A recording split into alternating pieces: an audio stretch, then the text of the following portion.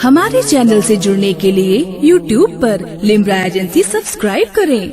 जो पुराना होगा वो ठोक के कह सकता है, हम कह सकते हैं कि मैं भी सुन्नी, मेरा बाप भी सुन्नी, मेरा दादा भी सुन्नी, मेरा परदादा भी सुन्नी, जितनी नस्लें होंगी सबको गिनाते जाइए। लेकिन बताओ ये बात क्या कोई तबलीगी कह सकता है? कोई देवबंदी कह सकता है? कोई अहले हदीस कह सकता है? आप तारीख उठाकर देख लीजिए, इनका जायजा लीजिए। आप किसी भी अहले हदीस से पूछिए, बुरा ना माने।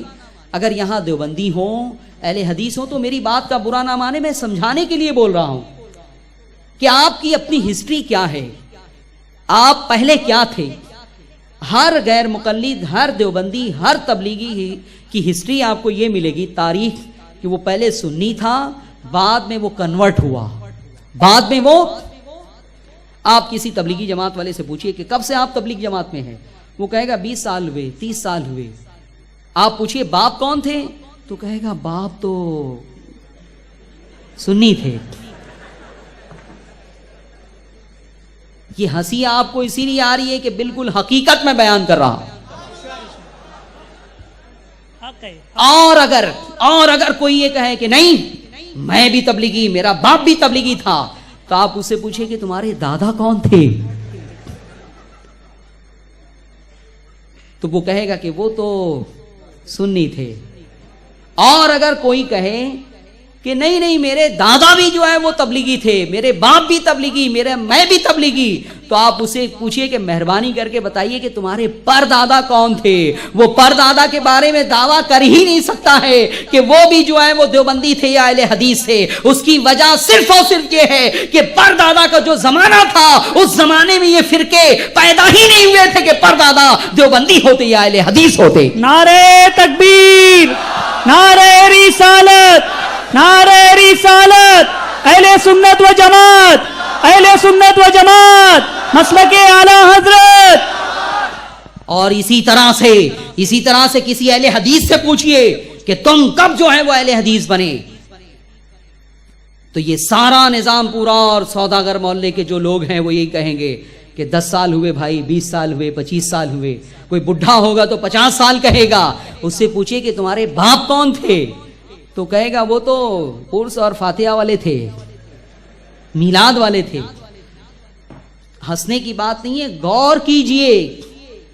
मैं बहुत टेक्निकल बात आपको बता रहा हूं, गौर कीजिए आप कि ऐसा क्यों है। नया फिरका अगर हम हैं तो ये प्रॉब्लम हमारे लिए होना चाहिए कि भाई बरेलवी हम 10 साल पहले बने, सुन्नी हम 20 साल पहले बने, हमारे दादा वहाबी थे, हमारे दादा जो है वो देवबंदी थे। ये प्रॉब्लम हमारे साथ होना चाहिए था, इनके साथ ये प्रॉब्लम क्यों है? ये कन्वर्टेड क्यों नजर आते हैं? ये मुंतकिल हुए क्यों नजर आते हैं? इसके ऊपर जरा गौर कीजिए। आज जो लोग इत्तेहाद की बात करते हैं, इत्तेहाद का नारा लगाते हैं और ये कहते हैं कि सुन्नियों ने जो है वो इंतशार और इख्तिलाफ फैला रखा है, मैं कहता हूं हमने नहीं इंतशार पैदा किया है, हमने इख्तिलाफ नहीं पैदा किया है। इस इख्तिलाफ और इस इंतशार का हमें बहुत दर्द है, कल्क है। हम तो खुदा से दुआ करते हैं कि परवरदिगार आलम, ये जितने नए फिरके बने हैं, ये अगर एक नहीं हो सकते हुजूर की पेशन गोई के मुताबिक, तो कम से कम ये जो नए नए हौज बना लिए गए हैं और एक दरियाए हक है, तो अगर उन हौजों को तोड़ा नहीं जा सकता तो सारी मछलियों को उठा के दरियाए हक में डाल दिया जाए। क्या बात है, सुभान अल्लाह, सुभान अल्लाह। इत्तेहाद हो सकता है या नहीं?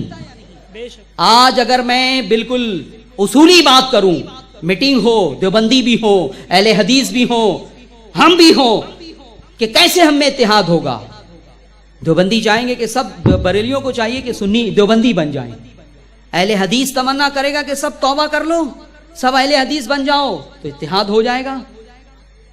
लेकिन कौन किसमें जम हो इत्तेहाद के लिए, यह आपको समझ में आ गया है नहीं? कि नई नई दुकानें बंद होनी चाहिए। हमारा जो पुराना मकान था जिसमें हम सब मिलजुल के रहते थे 1857 में, अल्लाह उस मकान को सलामत रखे, आमीन आमीन। उस मकान को सलामत रखे परवरदिगार आलम।